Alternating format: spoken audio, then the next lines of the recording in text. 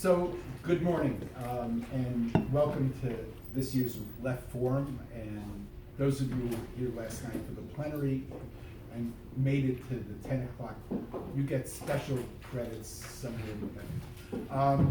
This is going to be a conversation about the reality that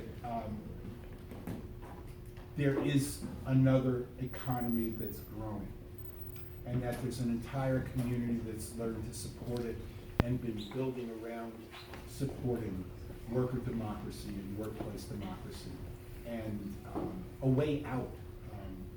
And it feels as though, and those of us in democracy at work, and we're going to talk a little bit later about how we got started, it just feels good to be for something. Many of the activists who have come out to work with us, and I'm sure some of you in the room, have been fighting against bad things for 50 years. And just the idea that while we're fighting against a lot of bad stuff that's going on around us, that there are people who have been building an economy in New York City and across the United States and across the world that presents a way out of capitalism, and we never had that before.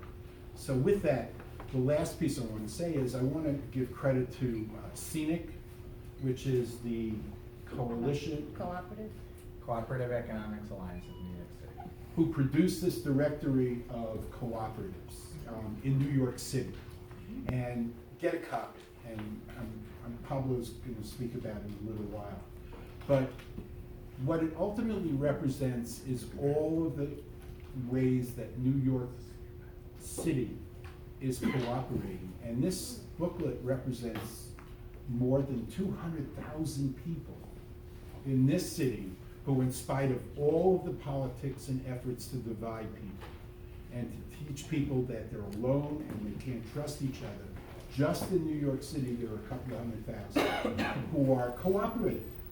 And some of them are doing it in gardens, and some of them are doing it in the Cooperative Home Care Associates in the Bronx, 2,000 members in a worker cooperative. But we're starting to feel like we're on a boat that's getting out of the capitalist harbor. And we're really fortunate today to have three people who really, our purpose for the workshop is to validate the fact that the left and people who are progressive and people who care can't stay on the sidelines any longer in terms of its support and its vision and its help and its cooperation in the building of an alternative economy. That no matter what we do, no matter what issue you're fighting in, no matter what victories you can achieve, if it doesn't have a new economy associated with it, then we're in trouble somewhere up the road again and again and again. That there's an out. So I want to introduce the panel. Richard Wolff, many of you here know Rick. His radio show is broadcast over 80 stations. He's just the smartest guy I know about economics. And, well, I don't get around a lot. So far, Rick is the smartest guy I know. Rebecca Lurie works at the Murphy Institute, and she's going to talk about what she is. But my thing about Rebecca is I knew her mother. If those of you who travel on the Harlem River Drive, at the northern end of the Harlem River Drive, entering Washington Heights, there's a public school named the Ellen Lurie School. And Ellen was a fearless fighter for community involvement, community control, and education for the people. And they named the school after her. And Rebecca has continued that tradition in her family and has translated it not just into public education, but all her life she's become an advocate for worker democracy, and now she's doing it through the development of worker-owner co-ops, and it's great to have her here. Pablo Benson Silva where he came on our radar was after Hurricane Sandy, and he and a group of folks were out in the Rockaways, I think, and they organized a collective to help rebuild in the neighborhoods, and that's grown into Knick Knock, the New York City network of worker cooperatives. Yes, worker co-ops. And we're really pleased to have it. So the format for today's meeting is there's an economic underpinning for the development of worker-owner co-ops. Rick Wolff is probably the guy who I would go to give that lecture and that speech and present that argument that the conditions of capitalism are breeding an alternative. And so I want to present Rick Wolff. Rick?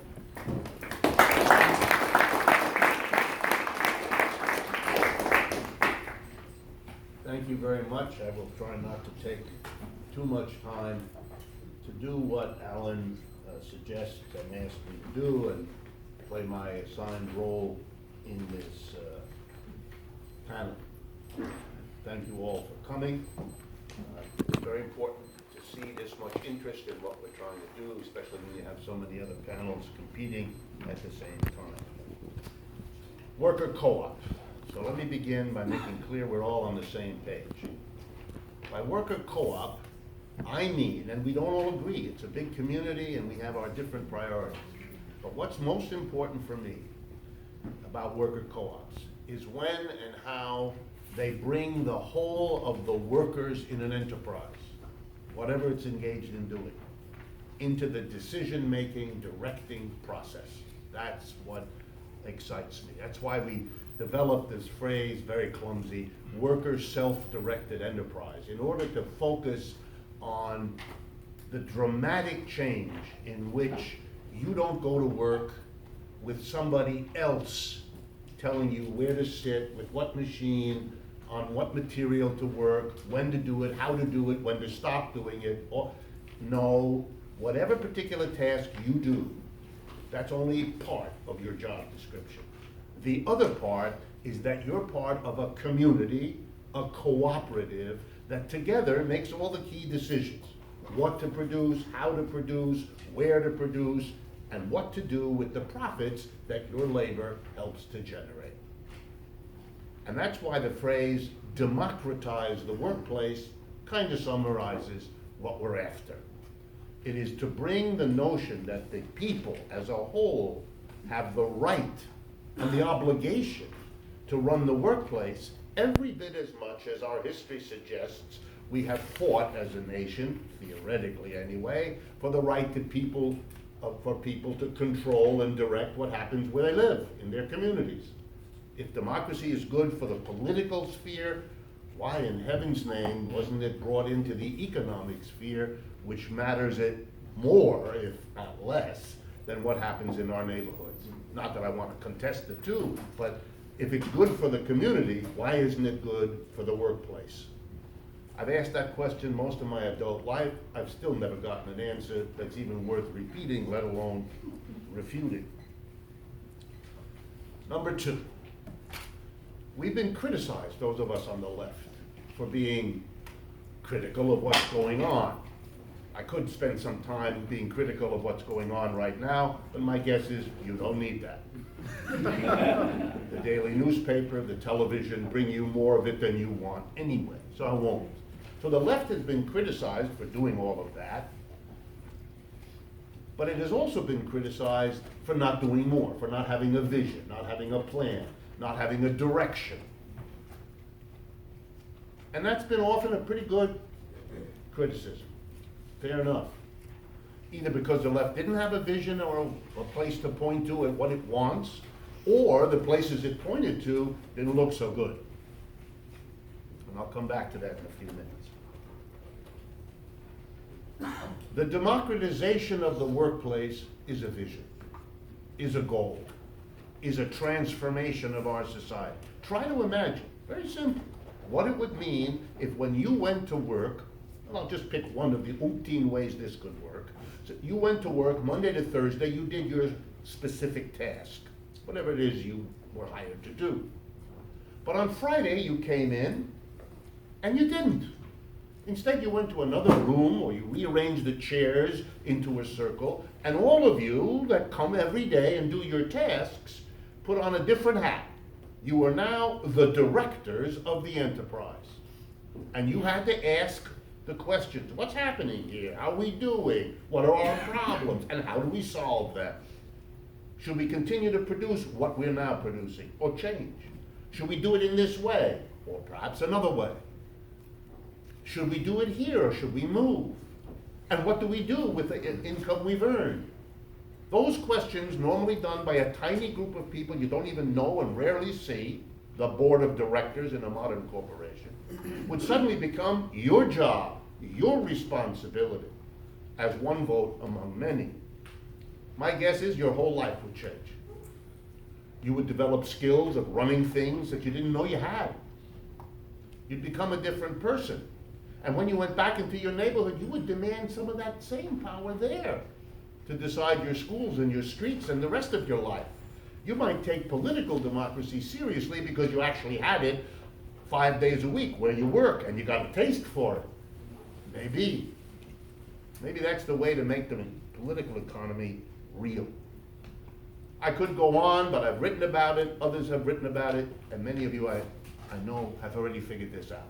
So I want to take the rest of my time and talk about something that troubles me, to be honest, which is the hesitancy, the fear that people to whom I present these ideas, or who get them from someplace else, the hesitancy of getting involved, of getting behind this idea, of getting excited about it.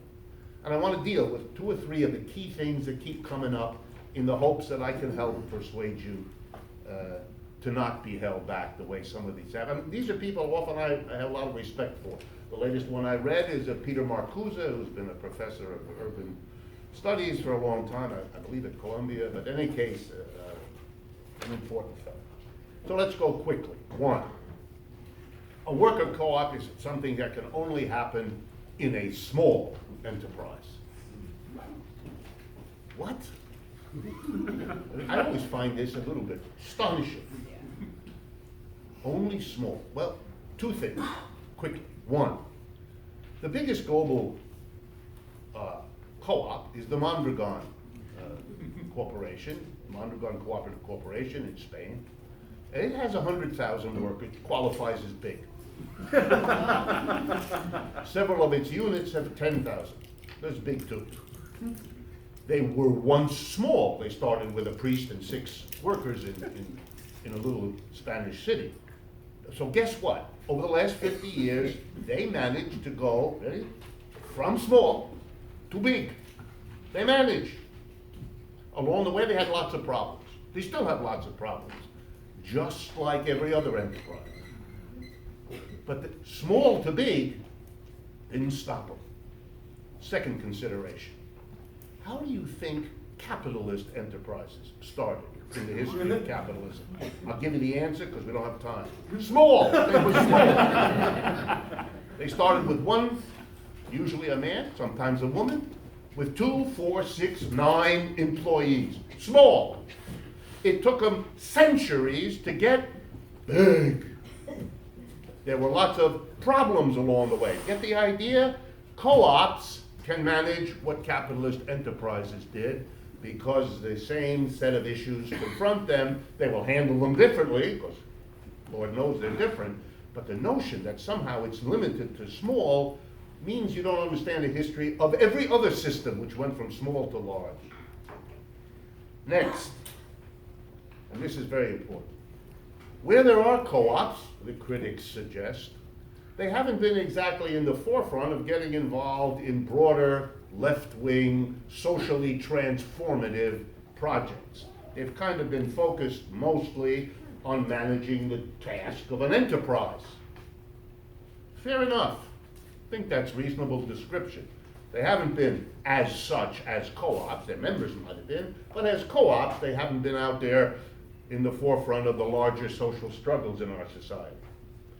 Well, that's really only true for the period since the Second World War, because if you go back before that in American history, the co-ops were often involved in the progressive movements of their time, often in good solidarity with labor unions, who had a good set of relationships with co-ops because in a peculiar way, people in the labor union understood that all of our problems in the labor union have to do with struggling with an employer whose interests are opposite of ours. Well, it doesn't take a big step to say, gee, if we were our own employer, this problem would go away. That's called a co-op. So of course they had an affinity and they were able to work together. There's a logical connection between them that can become political if it's understood. But let's deal with the period after World War II. As many of you know, in World War II, we were fighting against fascism and Nazism and all of that, and our great ally was the Soviet Union. I say this with a little hesitation, not in this room, but as a teacher in American universities all my life, when I've explained that to my students, they thought I was making it up. Because that had been left out of their high school history courses, this little detail. After World War II, the ally became the enemy. And everybody had to change shirts and hats to be clear who's the friend and who's the enemy. It was very confusing. Our great ally was Germany, our great enemy was Russia. This was literally months after the reverse was the situation. Co-ops, who had been a thriving part of the American economy then, as they are now, got terrified. Why? Well, co-op is all about collective action. A co-op is all about an alternative way of organizing your work life. And it looks and smells and sounds and tastes a lot like what Joseph McCarthy was telling us was the worst thing that could ever happen to the human race. Socialism, communism, and all of that. And the co-ops, who were very sensitive, realized, uh-oh, we're going to be treated the way all those other leftists are if we don't make it real clear that co-ops have got nothing to do with all that political left. No, it's just a lovely, warm way to produce things. In other words, they cleaned up their political act. And like you sometimes do when you clean something up, you scrape it so hard, it disappears. And co-ops became apolitical, I'm exaggerating, but to give you the broad outline of this, withdrew. And so when you say over the last few decades they haven't been in the forefront, that's a reaction to what was done after World War II. And in fact, co-ops are now coming out, like everybody else in this country, from 50 years of hibernation under the pressure of not having a radical thought or a left-wing idea or getting involved and all of that that has shaped our culture in such horrible ways. Final hesitancy.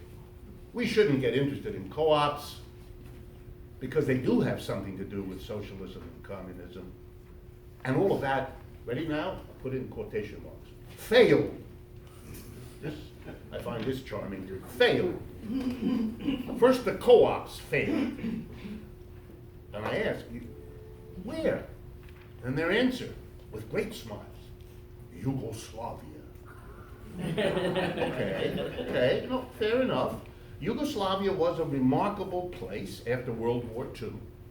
A charismatic leader of the resistance against the Nazis, Joseph Tito, becomes the leader, unifies a part of the world that never was unified before and has since dissolved into warring countries, as I assume you know. He managed to overcome that problem. And he built in an economy that was full of cooperatives of a kind in the unique circumstances of that place at that time. And it eventually fell apart. It did. An example, an experiment in co-op economy fell apart. Is it the only case that co-ops fell apart? No, other co-ops have fallen apart. Let's put it on the record. Co-ops sometimes don't work out, disappear, fall apart. Every year in the United States, tens of thousands of capitalist corporations fall apart. This isn't interesting unless you don't know that. That some co-ops fall apart is a little bit as powerful in its implications as being told that on some days it rains.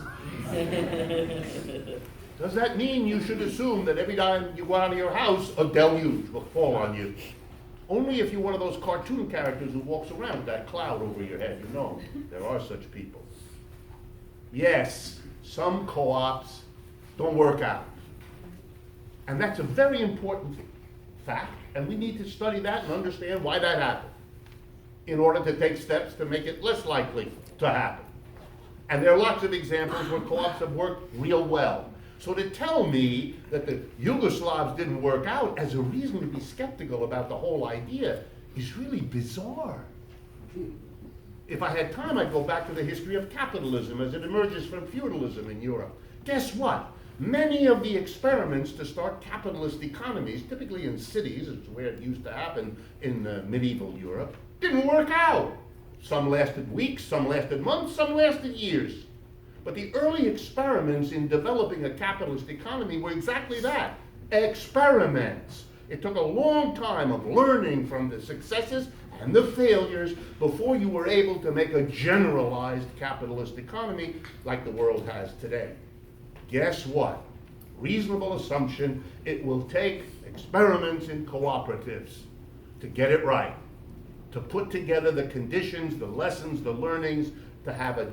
There's no reason to be skeptical of this as a project because some of its experiments don't work out. The other way of being hesitant is to say, well, it does have a lot to do with socialism and communism, Russia, China, all that. And there's another reason to back away from it. Well, you know, Russia and China are also experiments. They were the 20th century's efforts to go beyond capitalism. They achieved quite a bit. I'm going to end with that. But they also fell apart, at least the Russian part. The Chinese seem to be doing pretty well, for those of you who haven't paid attention. I'm going to put on my hat as an economist. Let me remind you that in the last 200 years, two countries have shown a rate of economic growth that is far out of anybody else's reach. The first one was the Soviet Union, and the second one was the People's Republic of China. So that if you're interested in growing your economy quickly, they're it. And you can dance up and down with your hostilities, but won't change it one bit. And does the world want to go from poor to rich? You bet. And if they're the ones who did it fastest, they're going to stay as an important idea for people. At the same time, we're of course right, I believe, most of us, in being very distressed by the concentration of power in the state that went along with that. So we're learning. Those experiments have things we want to learn from and repeat, and things we want to avoid, which is how a rational person deals with experiments that have good and bad dimensions. The Soviet Union and People's Republic of China also teach us the following. If you take over property and put it in the hands of the society as a whole, the socialization of means of production, and if you suppress the market and substitute government planning, which is what they did, which is what they thought socialism and communism meant, the government becomes the owner-operator of the enterprise, and it plans the distribution of resources and products. You know what that leaves out? The transformation of the workplace. You kind of get, I'm exaggerating, but you kind of get rid of the board of directors and the corporation. But the average worker comes to work every day, Monday to Friday, and instead of being told by the board of directors what to do, it's a group of commissars sent in by the government or the party. That's not the kind of change a co-op mentality has in mind. So maybe, just maybe, the way to understand the part of the Soviet and Chinese experiences we don't want to reproduce is the fact that they didn't do in their enterprises precisely what we're talking about, and had they done that, their history might have been radically different from what it has turned out to be. That's at least as logical an inference of the experience of those parts of the world as using them as an excuse to not be excited about what worker co-ops can do. But the bottom line, as Alan said it nicely, is they're happening anyway. They're happening all over the place. More people, in my experience, running around the country as I do and giving talks, there's more interest in worker co-ops than I've ever seen in my lifetime. That's not even close. All over the place. The fact that you can hold up a booklet as thick as that one about co-op efforts of all kinds in just one city, granted a big one, is still testimony to the solidarity impulse, let's call it, the cooperative. We've got a lot to work with, folks. There's a lot of deep-seated liking this situation. And given, on the one hand, the collapse of capitalism and the desperate anxiety of the American people as to what happens next, an anxiety out of which Mr. Trump's election comes, among other things, that we have something a lot more humane, a lot more positive, a lot more potential to offer as a way out, puts us in a strong, not a weak, a strong political position. I subscribe to the New York Times. I got it this morning at my apartment, and I opened it up, and out of it fell a thick booklet, about as thick, almost as thick as that. It's a glitzy, much better paper. It's glitzy, it's, you know, full color, the whole bit. It's an advertisement for the Hudson Yards development on the west side of Manhattan, not far from here. And it excitedly offers you apartments from the low end to the high end. The low end, $3.5 million. The high end, I believe, 22. It's in today's, I actually have it in my briefcase. I should have gotten it out so I could wave it to all of you. This is a city with tens of thousands of homeless people.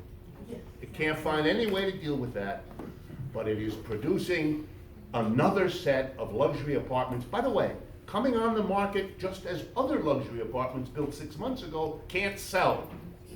Capitalism at its finest.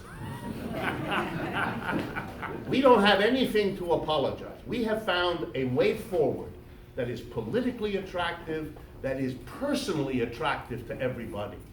What a thing to offer, a political vista that says we're about making a transition that is not going to mean anymore that you go to work half asleep or half, I'll be polite, on some substance that helps you get through the day. You're not going fearful, and you're not looking forward, I use this joke all the time so I have to, not looking forward to those hours immediately after your work when you find the happy hour to offset all the other hours that precede it. Maybe you're going to go to a job because it's exciting, because being a part of the decision-making apparatus is an open-ended, creative way to use all the things you know and bring them in with your fellow workers to make a good decision, one you will have responsibility for. The left hasn't been able very often to offer that. A way for you to get involved in a struggle that immediately will transform your life as your workplace is the target. And is it the only solution? Is it the magic solution? Of course not.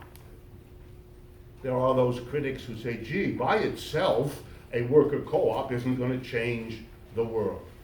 You're right. But that applies to everything.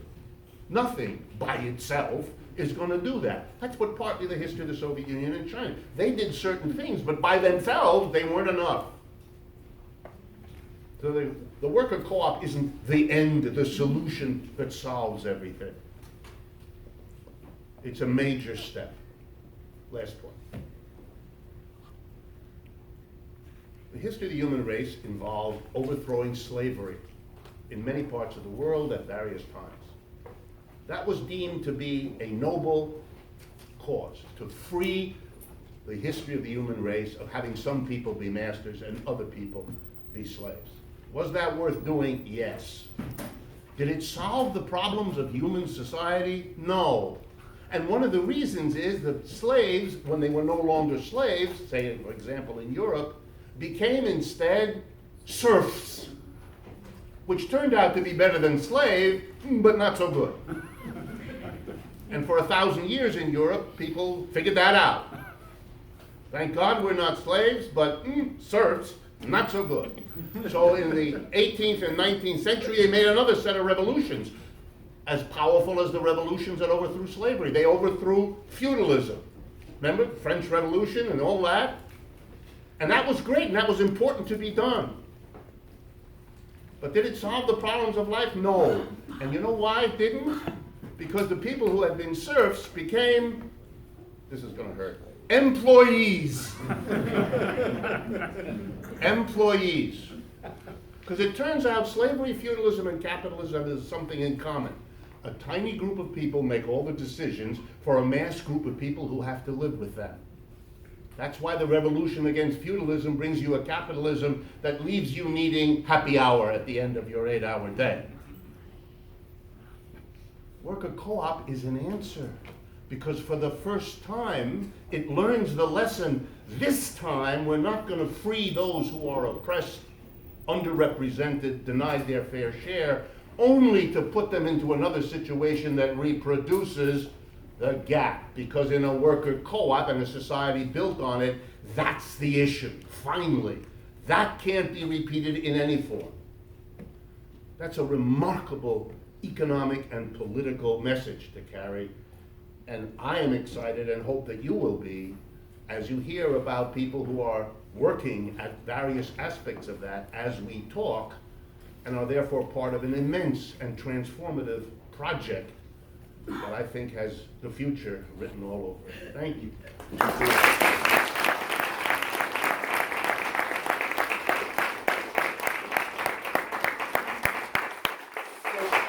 The way we're going to run this thing is we've asked Pablo and Rebecca to interact with Rick and work their own narrative into the discussion. And then at some point in this thing, we're going to open it up for a conversation between you all and the folks up here. So take it away. Okay, well, it's a hard act to follow. Thank you, Rick. That was amazing. My name is Pablo Benson Silva. I work with NICNOC, New York City Network of Worker Cooperatives. We are the trade association of worker co-ops in New York City. Sometimes I like to jokingly say we're the anti-capitalist chamber of commerce, but not quite. So what we seek to do is represent our membership, our worker cooperatives, right? Worker-controlled businesses and democratic workplaces in the New York City metropolitan area. And we're the local affiliate of the national organization, which is the U.S. Federation of Worker Co-ops. So in many ways, like what we're seeking to do is advance the agenda of worker ownership at the political level, at the grassroots level, and in the workplaces of the members that we represent. And